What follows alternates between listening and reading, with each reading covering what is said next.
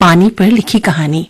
दोस्तों, आज जो कहानी हम आपको सुनवाने जा रहे हैं उसका नाम है सुरतिया और इसे आपके लिए लिखा है वंदना अवस्थी दुबे ने। तो आइए सुनते हैं ये कहानी।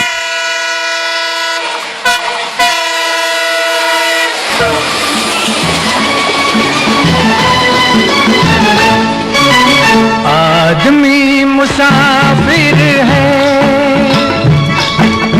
आता है जाता है, आते जाते रास्ते में यादें छोड़ जाता है। आदमी मुसाफिर है, आता है जाता है, आते जाते रास्ते में यादें छोड़ जाता है। आदमी मुसाफिर है। आदमी मुसाफिर है। अरे ये तुम लोग एसी कोच में कहां से घुसा है? चलो चलो यहाँ से। क्या हुआ भाई डीटी साहब? कुछ नहीं साहब, बताइए आपको कुछ चाहिए क्या? अरे नहीं नहीं, मुझे कुछ नहीं चाहिए। आप तो बताइए ये कि अलीगढ़ स्टेशन कब तक आएगा? अलीगढ़ उससे बहुत टाइम है साहब, आप आराम कीजिए। मैं समय से पहले आपको बता दूंगा। ठीक है साहब, ठीक है। वैसे अच्छा गा रहे थे वो लोग, आते जाते रास्ते में यादें छोड़ जाता है। सच ही तो है, कोई यादें छोड़ जाता है तो किसी को यादें कभी नहीं छोड़ती, जिंदगी भर साए की तरह साथ रहती हैं। समझ नहीं आया, क्या ये यादें सहारा होती हैं? ये यादें नश्तर बनकर कुरेदती हैं पुराने जख्मों को। नमस्ते बाबूजी। बाहर बरामदे में बैठे बाबूजी यानी रामस्वरूप शर्मा जी सुधीर के दोस्त आलोक के इस संबोधन और उसके पैर छूने के उपक्रम से गदगद हो गए। ठीक है बेटा, ठीक है। अरे अब बुढ़ापे में और कैसा होना है? भगवान जितने दिन अभी और कटवाए यहाँ काटेंगे हैं? अब बताओ भाई, अपनी इच्छा से कब कौन आया है और कब कौन गया है? शरीर है तो हारी बीमारी है, लाचारी है। अब क्या कीजिएगा भाई, सब झेलना पड़ता है? किसी को अपनी और मुखातिब देख बाबूजी ने सारी बातें एक साथ कह लेनी चाहिए, लेकिन तब तक सुधीर अंदर से आ गया। बोलते हुए बाबूजी की ओर उसने जिन नजरों से देखा। क्या बाबूजी, आप भी हर किसी को चढ़ने लगते हैं? बाबूजी एकदम से चुप हो गए, जैसे किसी छोटे बच्चे को चुप करा दिया गया हो। अच्छा बाबूजी, चलते हैं हम, फिर आऊंगा। जीते रहो बेटा, जीते रहो, जीते रहो। फिर आऊंगा कह के जाने वाला आलोक आएगा तो, लेकिन सुधीर के पास उनके पैर छूने झुकेगा, हालचाल पूछेगा और फिर पूरा हाल सुने बिना ही सुधीर की ओर बढ़ जाएगा। अब कोई नई बात नहीं रह गई है। शुरू शुरू में उन्हें बहुत बुरा लगता था, अब उम्र भी तो 81 बरस की हो रही। दिमाग की मशीन आखिर क्या क्या और कितना याद रखे? हाँ, और क्यों क्यों याद रखा जाए उन कसैली यादों को जिनके दामन में सिर्फ कड़वाहट है। काश कोई ऐसी छलनी होती जिसमें कड़वी और कसैली यादों को और मीठी यादों को छानकर अलग अलग कर पाते, तो कितना अच्छा होता ना। बाबूजी यानी शर्मा जी शहर के डिग्री कॉलेज में प्रिंसिपल थे। अपनी जिंदगी के लगभग 40 साल उन्होंने इसी शहर में गुजार दिए हैं। गांव से कस्बा और कस्बे से शहर होते देखा है उन्होंने इसे। अभी बहुत बड़ा शहर नहीं हो पाया है, सो पैर छूने की परंपरा किसी हद तक बाकी है। छोटे बच्चे बड़े होने तक इसे निभाएंगे, इसमें संदेह है शर्मा जी को। कॉलेज के प्राचार्य की हैसियत आप समझ सकते हैं, कितना रुतबा होता है उसका। फिर यदि कोई ईमानदार कर्तव्यनिष्ठ प्राचार्य हो तो कहना ही क्या। शर्मा जी ऐसे ही प्राचार्य थे, व्यवहार के मामले में शर्मा जी इतने अच्छे कि धीरे धीरे पूरा शहर ही उन्हें बाऊजी कहने लगा। विषय की इतनी जबरदस्त पकड़ कि उनके पढ़ाने के बाद दोबारा उस टॉपिक को समझाना तो दूर, भूलने की नौबत तक न आती थी। मैं भी उनकी एक विद्यार्थी रही हूँ, सो उनके बारे में हर छोटी बड़ी बात जानती हूँ। चकराइए नहीं, मैं यानी इस कथा की सूत्रधार। कहानी है ना, सुनाने वाला तो चाहिए, और चूंकि सूत्रधार हूँ तो मेरा दायित्व है कि इस कथा को आगे बढ़ाऊं, बस वैसे ही जैसे ये ट्रेन आगे बढ़ रही है।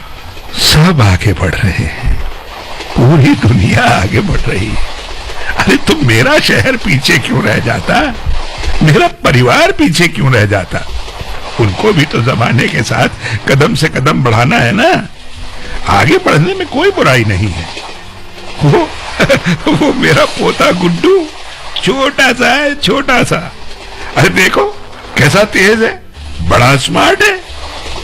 गुड्डू को मोबाइल में व्यस्त देख बाबूजी ने पूछा। अरे वाह गुड्डू पंडित, क्या खेल रहे हो? खेल नहीं रहा बाबूजी, ये कोलाज बनाने का एक नया ऐप आया है, उसे ही डाउनलोड कर रहा हूँ। कोलाज समझते हैं ना आप? बाबूजी कॉलेज के दिनों में बनाए गए अपने तमाम पेपर कोलाज में खो गए। ड्राइंग से संबंधित हर चीज उन्हें पसंद थी। कितनी ही पेंटिंग्स उन्होंने अपनी नई उम्र में बनाई थी, ऐसी अद्भुत पेंटिंग्स कि लोग हाथों हाथ ले जाते। यहाँ तक कि उस वक्त की एक भी पेंटिंग उनके पास नहीं। हाँ बेटा, जानता हूँ कोलाज क्या होता है, ये तो जानता हूँ। अब अगर ये मोबाइल वाला कुछ अलग है तो पता नहीं। बाबूजी ने अपनी स्मृतियों में खोए हुए ही जवाब दिया।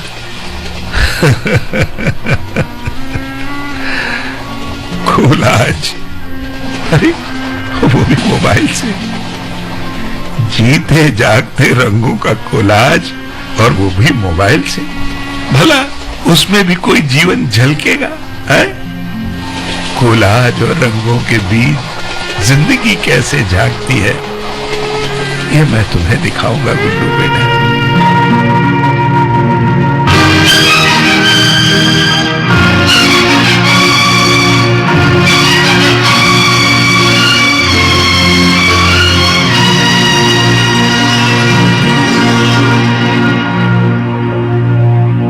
जाने कहाँ गए वो दिन, कहते थे तेरी राह में नजरों को हम बिछाएंगे। जाने कहाँ गए वो दिन, कहते थे तेरी राह में नजरों को हम बिछाएंगे। चाहे कहीं भी तुम रहो, चाहेंगे तुमको उम्र भर, तुमको न भूल पाएंगे।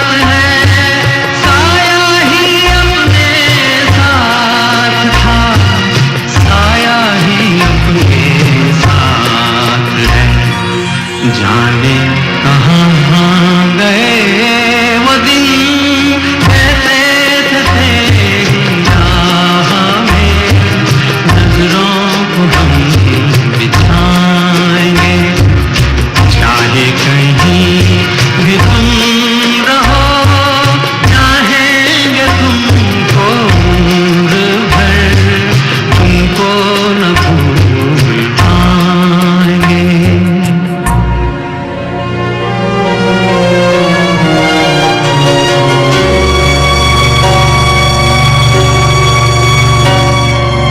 जिंदगी को हर पल अपने करीब से देखने वाले बाऊजी अपने जमाने में अलीगढ़ मुस्लिम यूनिवर्सिटी के टॉपर रहे।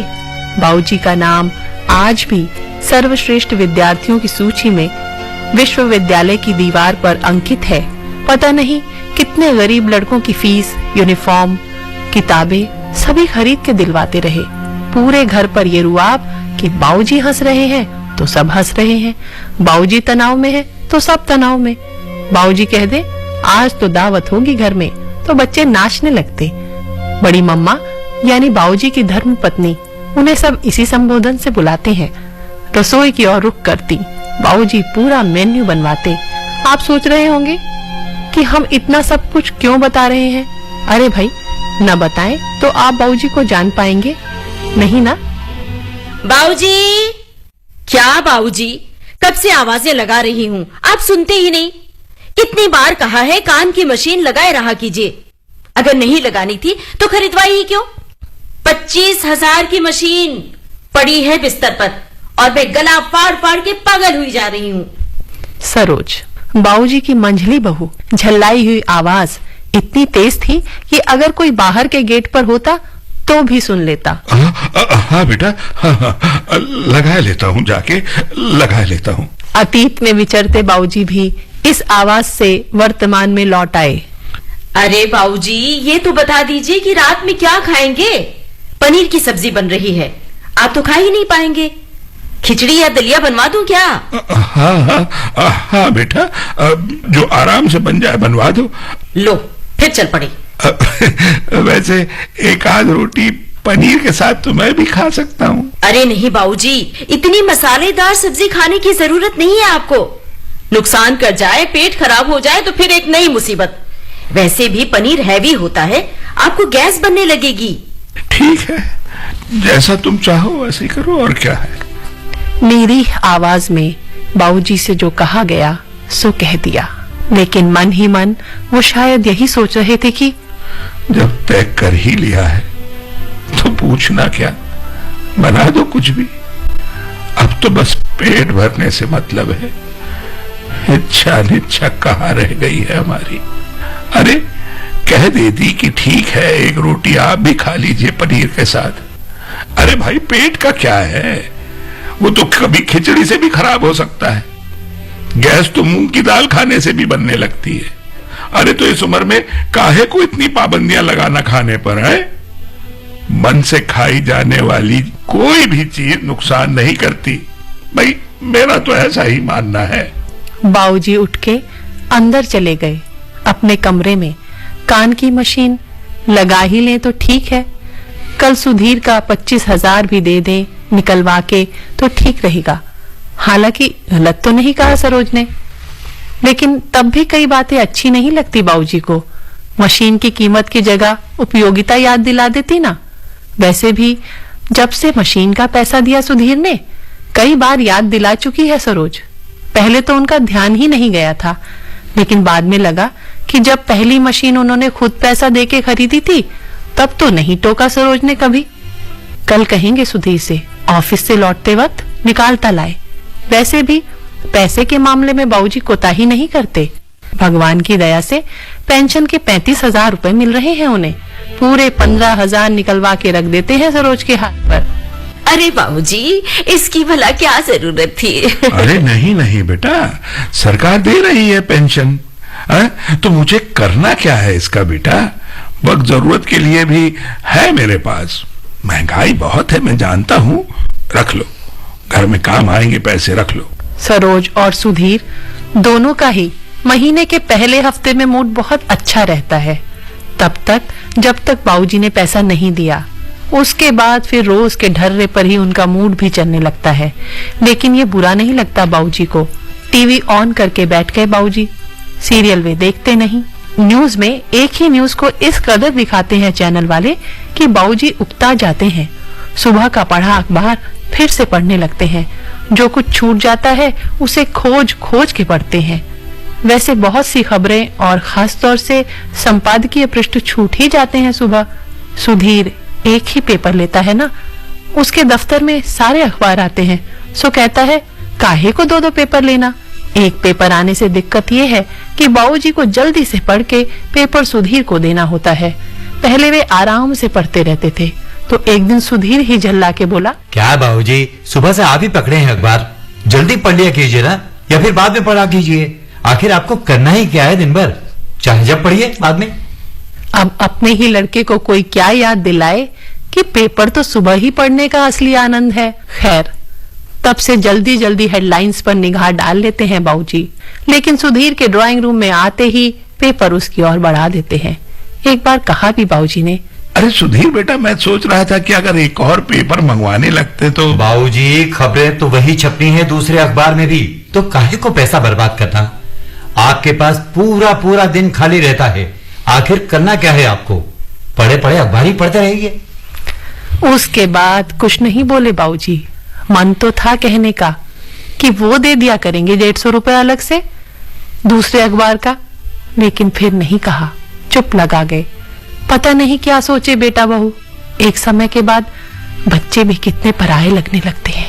बाबूजी, बाबूजी, खाना आपके कमरे में भिजवा दूं या यहाँ आ रहे हैं?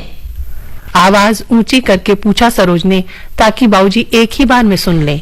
जवाब देने से पहले उठ के डाइनिंग रूम की ओर चल दिए थे बाबूजी। अरे यार, वहीं दे दो ना, यहाँ कहाँ बैठेंगे, इतनी देर तक खाना खाते रहते हैं, वहीं दे आया करो उनके रूम में। सुधीर की आवाज पड़ गई थी बाबूजी के कानों में। उन्हें लगा लौट जाएं, लेकिन फिर आ गए टेबल तक अपनी कुर्सी के पास। उनकी कुर्सी पर गुड्डू, सुधीर का बेटा, बैठा था। सुधीर ने फौरन दूसरी कुर्सी की ओर इशारा किया बाबूजी को। बाबूजी उसके इशारे पर दूसरी कुर्सी खिसका कर बैठ गए। वैसे आदत तो उन्हें अपनी उसी कुर्सी पर बैठने की है। अब आपको लगेगा कि भाई इसमें क्या फर्क पड़ता है, कहीं भी बैठ गए, लेकिन सबकी आदत होती है ना अपनी एक निश्चित जगह पर बैठने की। फिर बाबूजी तो सदियों से बैठते चले आ रहे हैं उस जगह।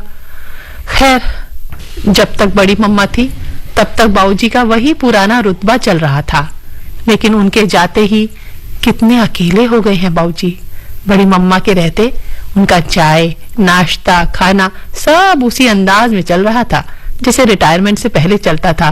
बड़ी मम्मा बादाम छुआरे रात में भिगोती तो सबके नाम के 4-4 बादाम और 2-2 छुआरे भिगोती।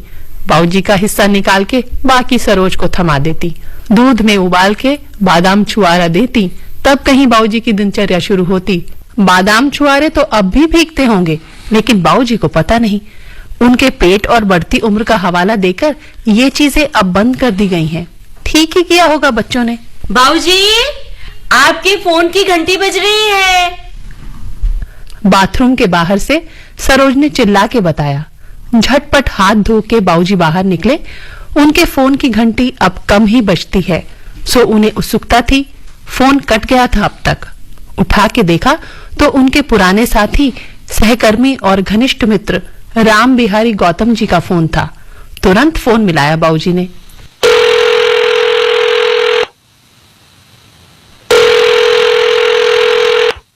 हेलो, कहिए शर्मा जी, क्या हाल चाल है? कब आ रहे हैं अपने गांव? गौतम जी, अरे बहुत अच्छा लगा भाई आपने फोन किया है। अब क्या बताएं, मन तो बहुत होता है आने का, लेकिन अब उम्र और ऊपर से ये कान की समस्या, अब क्या बताऊं मैं। तबीयत की तरफ से भी डर लगता है भाई, तो अकेले हिम्मत ही नहीं पड़ती है, जबकि मन में तो वही रहता है। अब क्या कहें, अब रहते यहाँ है और मन जो है गांव में रहता है। आप भी कहाँ लगे हैं तबीयत में? हाँ, तबीयत जब बिगड़नी होगी तब कहीं रहे, बिगड़ेगी ही। हाँ, सो तो है। और कान की भली कही। अरे कौन सा भाषण सुनने जा रहे हैं? टिकट कटवाओ, हाँ। बैठ जाओ ट्रेन में। हाँ? हम उतार लेंगे इधर। दोनों जने मिलजुल के रहें कुछ दिन तो लगे कि जिंदा हैं। कितनी खरी बात कही गौतम ने, मिलजुल के रहें तो लगे जिंदा हैं। बाबूजी, परसों सुनील और बहू आ रहे हैं कुछ दिनों के लिए। आप गुड्डू के कमरे में शिफ्ट हो जाइएगा ताकि उन दोनों को आपका कमरा मिल जाए। बाथरूम भी अटैच है ना वहां, तो वही कमरा ठीक रहेगा उनके लिए। और आप अपना जरूरी सामान यहीं रख लीजिएगा। जरूरी सामान? शिफ्ट हो जाओ? अब मुझे मेरे ही कमरे से शिफ्ट कर दिया जाता। कभी ये आ रहा है तो बाबूजी शिफ्ट हो जाओ, कभी वो आ रहा है तो बाबूजी शिफ्ट हो जाओ। अरे मुझसे ज्यादा तो ये इस सामान की अहमियत ज्यादा है, जिसे जरूरी कहा जाता है। इनका बाप इनके लिए जरूरी नहीं रहा, ये सामान जरूरी है। सुन रही हो ना सुधीर की मां? अच्छा हुआ, बहुत अच्छा हुआ तुम चली गई, बहुत अच्छा हुआ। गुड्डू ने झटपट अपनी टेबल खाली कर दी थी। बाबूजी ने वहीं अपना सामान जमाया। 2-3 दिन खूब रौनक रही घर में। सुनील कोलकाता में है और उसकी बीवी बंगाली है। जाने के एक दिन पहले ड्राइंग रूम में दोनों भाई और उनकी पत्नियां बैठक जमाई थी। वहां से आती आवाजों पर बाबूजी ने ध्यान लगाया तो समझ में आया कि उन्हीं के बारे में बात हो रही है। अब क्या बताऊं सुनील, तुम समझ नहीं पाओगे। बाबूजी हमेशा यहीं जमे रहते हैं, दिन भर घर में, कहीं आना जाना तो होता नहीं इनका। अरे इनके कारण हमारी जो सोशल लाइफ है ना, बिल्कुल चौपट सी हो गई है। कभी किसी रेस्टोरेंट में जाओ तो 100 बार सोचना पड़ता है कि जाएं कि ना जाएं। इनका क्या होगा? अरे एक जमाना हो गया इनके साथ घर से निकले हुए। अब भला मैं क्या क्या बताऊं सुनील भैया। कहीं बाहर जाना हो तो पहले बाबूजी का खाना बनाओ। ओफो, मेरी तो कमर ही टूट जाती है दिन रात इनकी सेवा टहल करने में। और सेवा टहल का कोई जस नहीं है। हाँ, तो और क्या क्या बताएं यार, तुमको कितनी समस्या है। You don't believe it. बाबूजी को तो तुम जानते हो शुरू से, छोटी छोटी बातों पर इन दिनों इतना तनाव पैदा हो जाता है कि घर का माहौल। हाँ, और इसका असर अब गुड्डू पर भी पड़ने लगा है। ये क्या कह रहे हैं ये लोग? क्या कह रहे हैं ये लोग? मैं तनाव पैदा कर देता हूं? मेरी सेवा टहल में इसकी कमर टूट जाती है। मेरी बातों का असर गुड्डू पे पड़ता है। इनकी सोशल लाइफ खत्म हो रही, रेस्टोरेंट में नहीं जा पाते। हे भगवान, ये क्या सुन रहा हूं? घूमने तो खूब जाते हैं दोनों, 8-8 दिन को चले जाते हैं। खाना बनाने के लिए वो गायत्री आती है, वही बेचारी ख्याल रखती है। मेरी दवा दारू सब वही तो देखती है। हे प्रभु, यही सुनने और देखने के लिए जिंदा रखा है तूने मुझे। मेरे कारण ये सब एक बंधन में बंधे हैं। अब तो प्रभु तू ही मुझे इस जीवन के बंधन से मुक्त कर दे, मुक्त कर दे प्रभु, मुक्त कर दे। नादान ना समझ पागल दीवाना,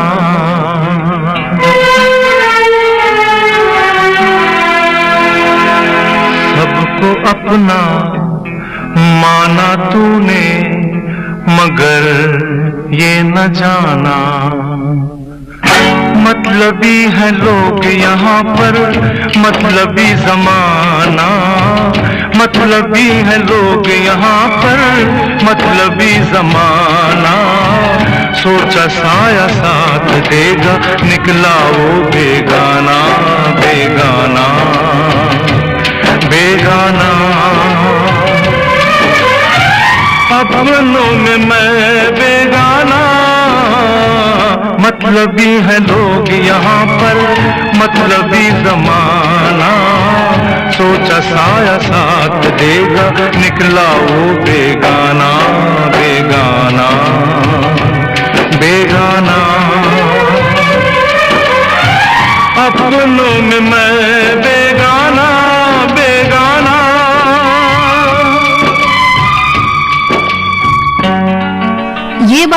मुझे भी समझ में आ रही थी कि बाबूजी जैसे शांत स्वभाव वाले व्यक्ति को भी ये दोनों पति पत्नी अपने पास नहीं रखना चाहते। इतना पैसा देते हैं बाबूजी, तब भी इन्हें परेशानी है। एक भी काम बाबूजी के मन का नहीं करते और बाबूजी फिर भी चुप रहते हैं। कोई बकर बकर करने वाला बुढ़ा होता तब आती इनकी अकल ठिकाने। लेकिन भैया हम दोनों ही नौकरी करते हैं, और फिर कोलकाता जैसा शहर, कभी कोई इमरजेंसी आ जाए, तबीयत बिगड़ जाए अचानक, तो कहां ले जाएंगे? हर अस्पताल 20 किलोमीटर दूर है। और फिर शर्मिला को हिंदी बहुत समझ में भी नहीं आती, और ये समझ भी ले तो बाबूजी को इसकी हिंदी समझ में नहीं आएगी। कमाल है यार सुनील, हम लोगों ने पट्टा लिखवाया है क्या इनके लिए? जीवन भर इनका बोझ हम ही लाते रहेंगे बस। अरे शांत हो जाइए ना, शांत हो जाइए, इतना गुस्सा ठीक नहीं है। अब सुनील भैया, आप बुरा न मानिएगा, इनको गुस्सा ज्यादा आ जाता है, पर बात तो पते की कह रहे हैं। शर्मिला को हिंदी नहीं आती, ये तो कोई बात नहीं हुई। शर्मिला नौकरी करती है तो हम यहाँ कौन सा खाली बैठे हैं? उसे तो तनख्वाह मिलती होगी, हम तो मुफ्त की चाकरी बजा रहे हैं। हाँ, आखिर हमें भी थोड़ा सुकून चाहिए, हम भी तो पति पत्नी की तरह जी लें। उम्र पूरी बीती जा रही है। और सुनील भैया, शर्मिला को भी तो बाबूजी की सेवा टहल का पुण्य मिल जाए। इना चोल बे सुधीर दा। ए बाऊदी, इका बोलता है, हम तो डेली माछर झोल बनाता है। बाऊजी will not feel comfortable at all, बोल देता है। वो तो वेजिटेरियन है ना। दैट इज द पॉइंट कैसे सुधीर। adjust करेगा? हाँ, बाबूजी को कैसे चलेगा ये सब? अपना- उन्होंने जिंदगी भर कभी अंडे को छुआ नहीं। कमाल है कि अंडा नहीं खाते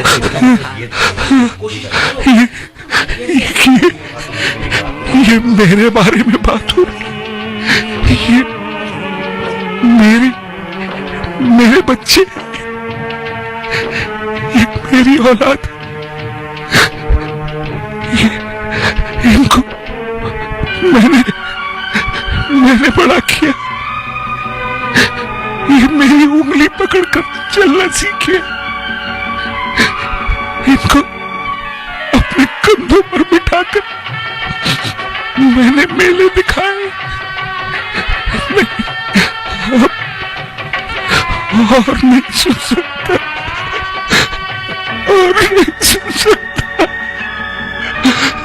और नहीं सुन सकता, और नहीं सुन सकता।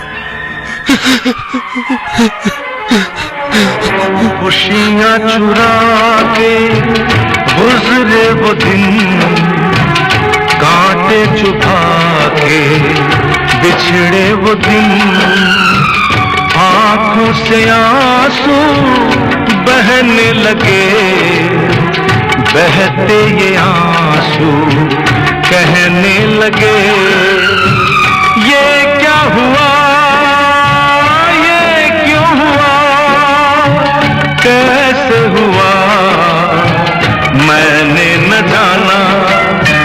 मतलबी है लोग यहाँ पर, मतलबी जमाना, सोचा साया साथ देगा, निकला वो बेगाना, बेगाना, बेगाना।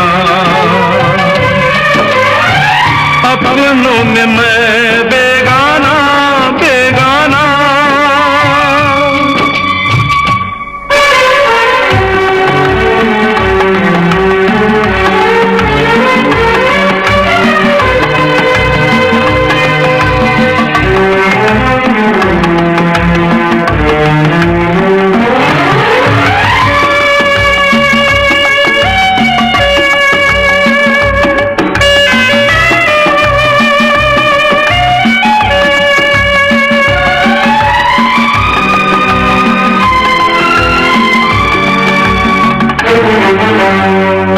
जिंदा है लाशें, मुर्दा जमी है, जीने के काबिल दुनिया नहीं है। दुनिया को ठोकर क्यों न लगा दूं, खुद अपनी हस्ती क्यों ना मिटा दूं। जी के यहाँ जी भर गया, अब तो मरने का ढूंढे बहाना। मतलबी है लोग यहाँ पर, मतलबी जमाना, सोचा साया साथ देगा, निकला वो बेगाना बेगाना बेगाना। अपनों में मैं बेगाना, मतलबी है लोग यहाँ पर, मतलबी जमाना। सोचा साया साथ देगा, निकला वो बेगाना बेगाना बेगाना। अपनों में मैं बेगाना बेगाना।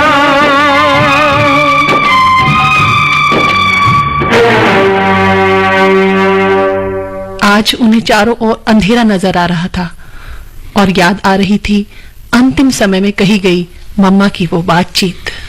सुधीर के बाबू, ये लड़के तुम्हारे रहने का फैसला करे, खुद पर बोझ समझे, उसके पहले तुम्हें अपना फैसला लेना है। सही कहा था तुमने, सही कहा था सुधीर की बात, सही कहा था। सुबह जब सुधीर उठा तो बाबूजी तैयार होकर ड्राइंग रूम में बैठे थे। अरे कहाँ की तैयारी है बाबूजी इतने सवेरे से? कुछ नहीं बेटा, वो गौतम जी बहुत दिनों से बुला रहे थे ना, तो अब क्या है कि हम दोनों एक ही अवस्था के लोग हैं। अब वो भी अकेले हैं तो कुछ दिन अब उनके पास रहने का मन है तो हम जा रहे हैं। अरे जा रहे हैं, लेकिन टिकट? टैक्सी करके जाऊंगा बेटा, ट्रेन वेन में यात्रा करने की इच्छा नहीं है। अरे बाबूजी, टैक्सी तो कम से कम 10,000 हैं, मेरे पास पैसे हैं बेटा। अरे बहू, 10,000 क्या मैं 20,000 दे सकता हूँ। बाबूजी का खोया हुआ आत्मविश्वास चमक रहा था चेहरे पर। अरे बाबूजी, अब जा रहे हैं?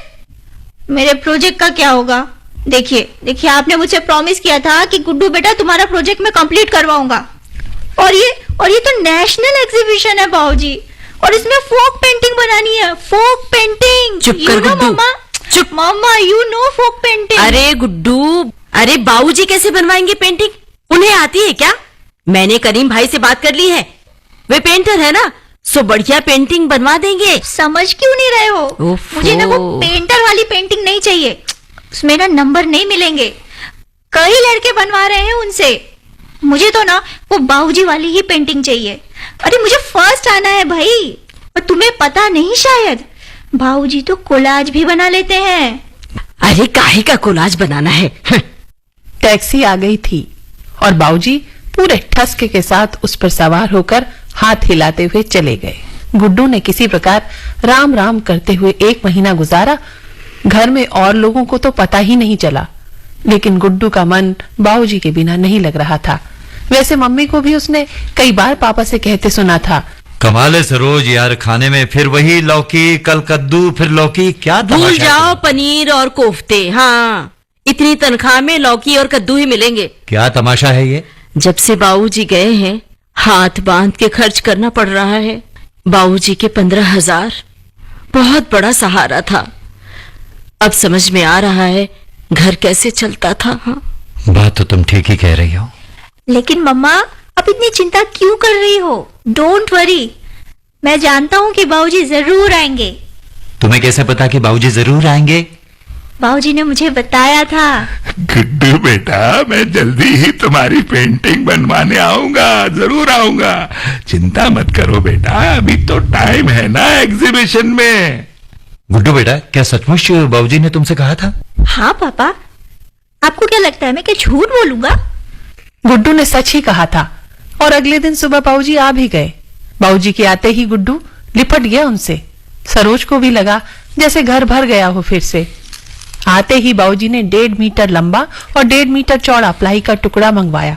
दूध वाले से कहकर गोबर तो पहले ही रखवा लिया था, उसका घोल बनाया एक बाल्टी में और ब्रश से पूरी प्लाई पर एक कोट किया। सरोज कहती ही रह गई कि भाई पहले आराम कर लो, लेकिन बाबूजी अपने इस भूले बिसरे काम को करने में बेहद मगन थे। एक कोट करने के बाद ही वे अपने कमरे में गए, थोड़ा आराम किया और फिर काम में लग गए। अब दूसरा कोट किया गया।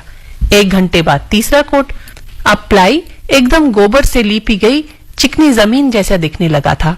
बाबूजी ने अपने सधे हुए हाथों से 50 बिंदु बनाए खड़िया मिट्टी के सफेद घोल से और फिर उन्हें मिलाने लगे।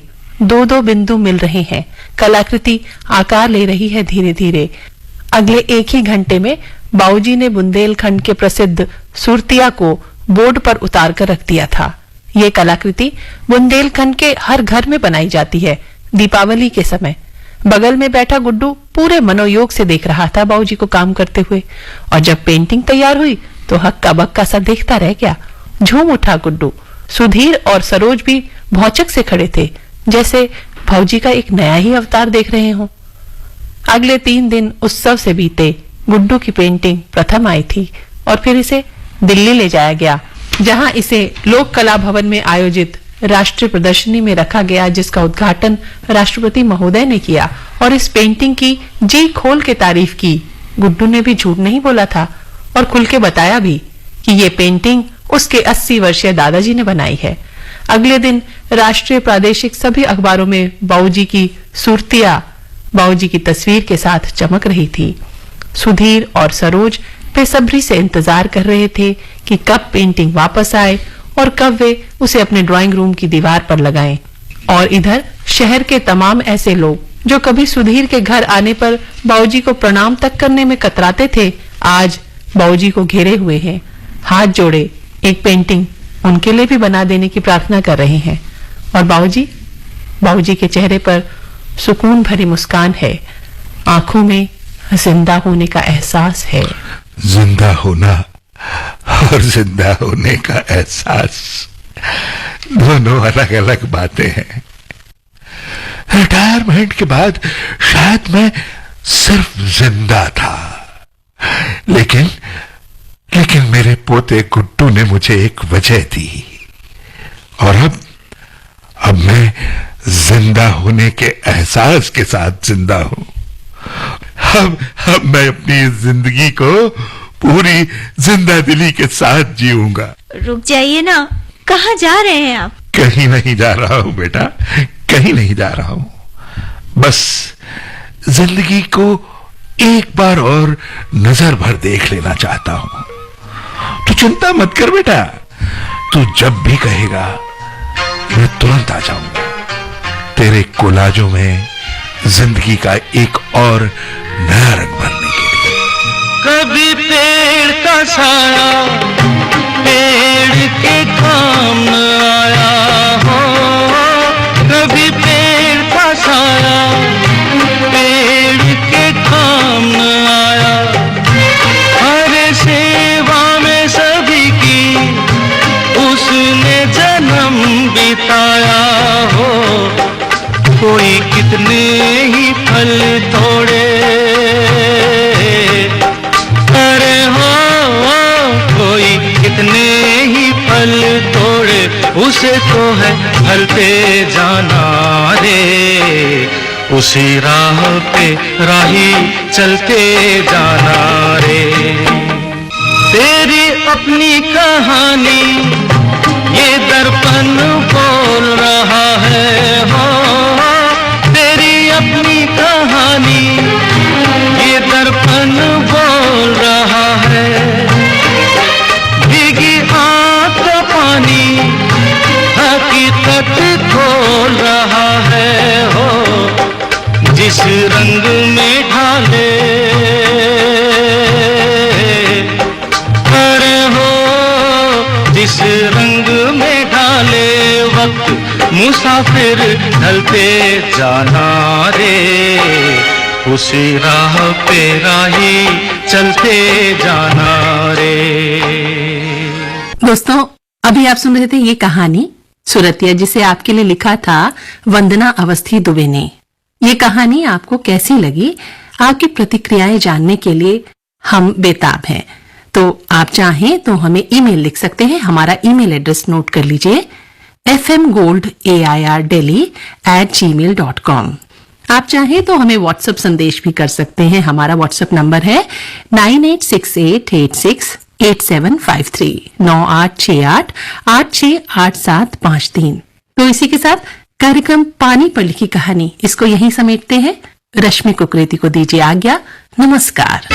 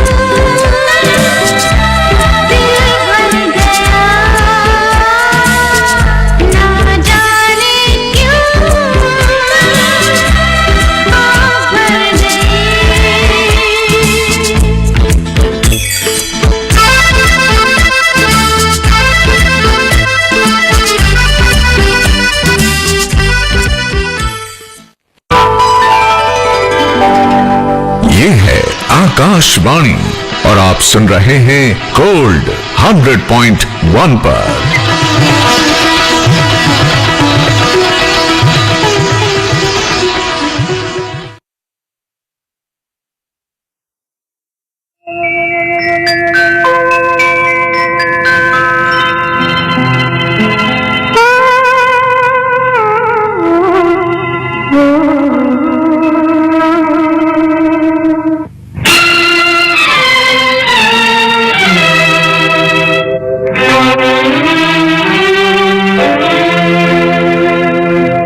जब याद आए,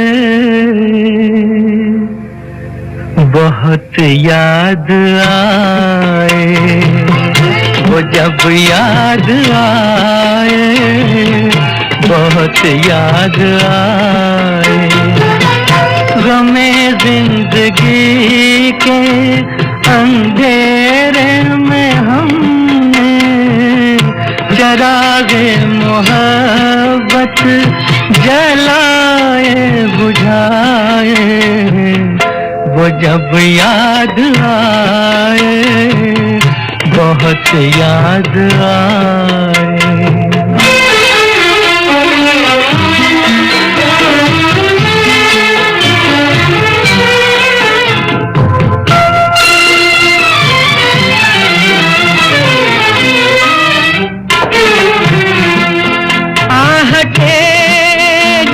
उठी रास्ते हंस दिए, थाम कर दिल उठे हम किसी के लिए। कई बार ऐसा भी धोखा हुआ है, चले आ रहे हैं वो नजरें झुकाए, वो जब याद आए, बहुत याद आए, वो जब याद आए, बहुत याद आए, वो मैं जिंदगी के अंधेरे में हमने चरागे मुहब्बत जलाए बुझाए, वो जब याद आए, बहुत याद आए।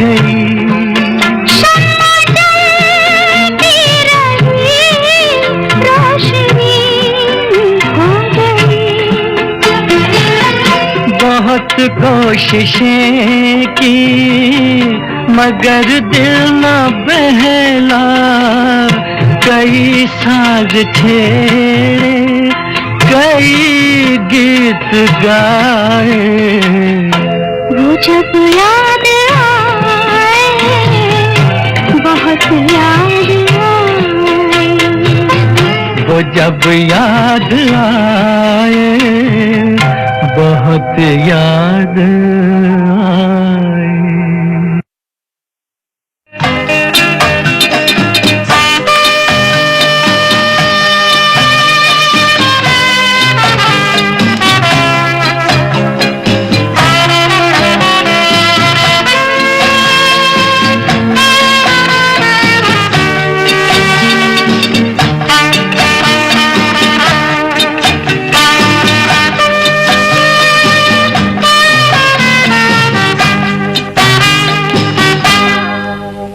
कई बार यूं भी देखा है कि जो मन की सीमा देखा है मन तोड़ने लगता है, अनजानी प्यास के पीछे अनजानी आस के पीछे मन दौड़ने लगता है।